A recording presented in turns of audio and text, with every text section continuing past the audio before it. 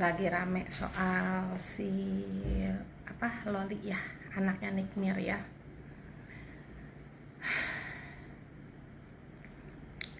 Anak-anak sekarang tuh emang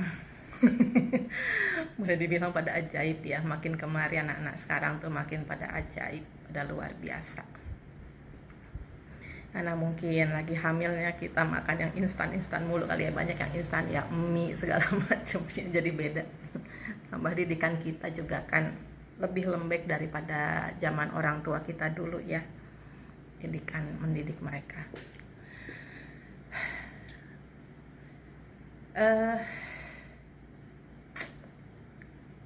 Kalau menurut gue sih, kalau Nick Mir marah, kalau emang bener sampai Loli udah aborsi ya, maksudnya dia kan masih umur berapa ya, sampai masa kabur dari rumah gitu kan, tinggal sama cowok gimana, apalagi katanya sampai aborsi. Belum tahu kan bener apa enggaknya ya.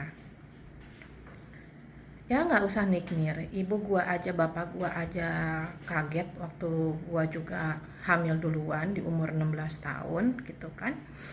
Gua juga ngaku aja bandel, anak-anak gua tahu kok, anak-anak gua tahu gimana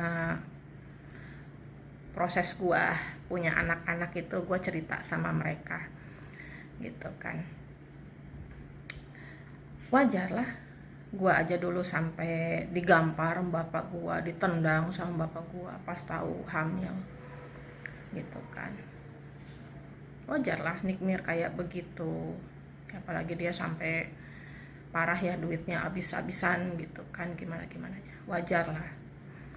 Ini buat anak-anak ya, khususnya untuk anak-anak perempuan.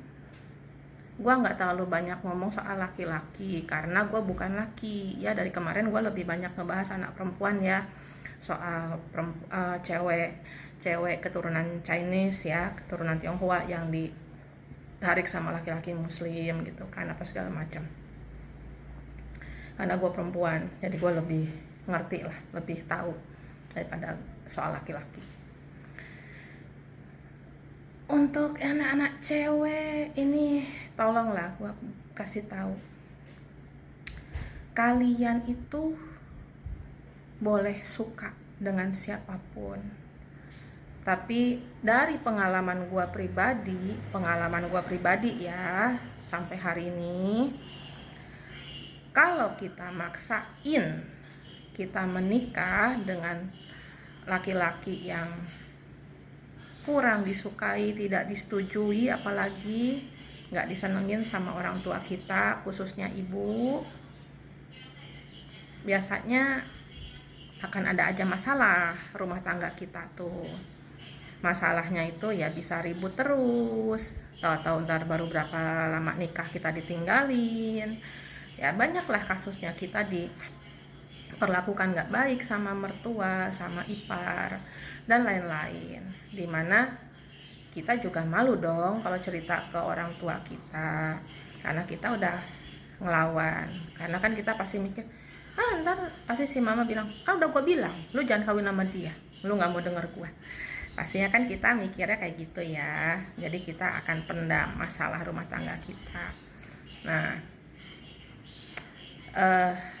itu yang udah gue alamin ya. Gue bukan ngalamin sekali aja ya. Gue banyak pacaran sama orang pun, kalau saat orang tua gue nggak suka, nggak setuju, pasti nggak baik hasilnya. Begitu pula dengan anak-anak gue. Anak gue yang gede udah 26, anak gue yang nomor 2 udah 19 ya. Ya cewek nih dua-duanya. Yang nomor 3 juga udah 16 tahun. Cuman kan gue baru ketemu sama dia ya, baru berapa bulan ini. Jadi emang gue nggak tahu perkembangan dia gimana sebelumnya, karena dia gue kasih ke bapaknya. Nah, itu karena gue tahu anak gue yang gede itu orangnya keras kepala, dan kalau udah suka sama orang itu goblok, sama kayak gue, gobloknya tuh kebangetan. Orang ngomong apa tuh nggak bakalan denger gitu ya. Dia nggak baik gitu kan ya, nggak didengerin. Jadinya saat dia saat gua tahu dia kenalin cowoknya ke gua gimana, gua nggak suka. Ya maaf kata, alhamdulillah gua dikasih ada kelebihan ya sama Allah ya, dikasih kelebihan. uh, gua nggak suka, ya akhirnya gua pakai jalur belakang nih, jalur halus yang nggak kelihatan, dimana gue cuma minta sama Allah, sama leluhur gitu kan, sama karuhun semuanya, tolong dibantu dibukain ini kejelekan keburukan laki-laki ini, biar anak gue nilai sendiri, biar anak gue ini yang ambil keputusan sendiri dia masih mau dengan cowok ini atau enggak. Dan itu udah berhasil berapa kali ya, berapa kali itu berhasil selalunya, karena gue benar-benar minta, karena gue juga sebagai ibu pengen anak gue dapet yang baik, yang benar-benar sayang sama anak gue kan. Yang disia-siain sama laki-laki cukuplah gue aja, yang disakitin sama laki-laki cukuplah gue aja, jangan anak-anak gue dan keturunan gue semua, jangan gitu kan. Nah kayak gitu. Kalau yang nomor 2 itu benar-benar terbuka sama gue, karena emang dia ikut gue terus ya. Kalau yang nomor 1 kan dia ikut sama omanya, makanya gue nggak begitu dekat sama dia kan ikut sama omanya terus. Kalau yang nomor 2 ini kan total ikut gua terus gitu kan, makanya dia cerita apapun ke gua.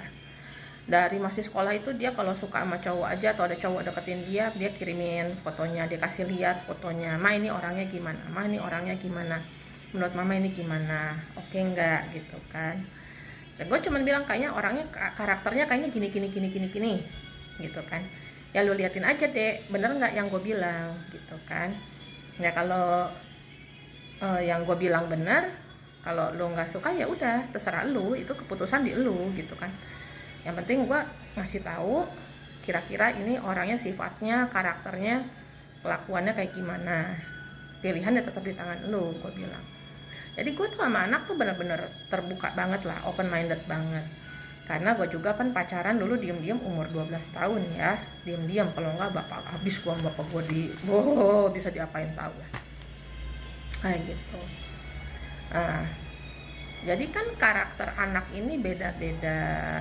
Kita juga, makanya gue bilang dari beberapa video yang lalu, jadi orang tua itu kita harus tahu gimana pendekatan ke anak, gimana kita bisa supaya masuk nasehatin mereka itu bagaimana. Anak satu dengan anak yang lain itu beda, anak kembar aja beda, nggak sama gitu kan. Jadi kita harus nge-treat mereka itu dengan caranya mereka untuk menerima itu bagaimana, harus tahu pendekatannya bagaimana. Nggak bisa gitu kan maksain kehendak kita seperti apa kayak gitu. Terus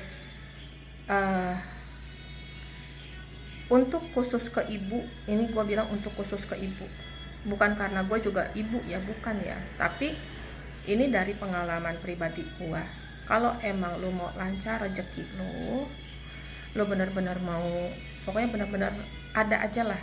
Rezeki kan gede kecil, banyak dikitnya itu relatif ya. Tapi maksudnya biar kayak air pancuran gitu loh, biar kayak air pancuran ngalir terus. Itu gimana? Yang satu itu adalah kita gimana ke ibu. Benar. Yang di Al-Quran dikatakan itu gimana kita ke ibu, itu benar. Kita ngeutamain ibu itu betul gitu loh. Tapi untuk laki-laki gua mohon lu utamain ibu, tapi juga jangan lupa istri lu ya.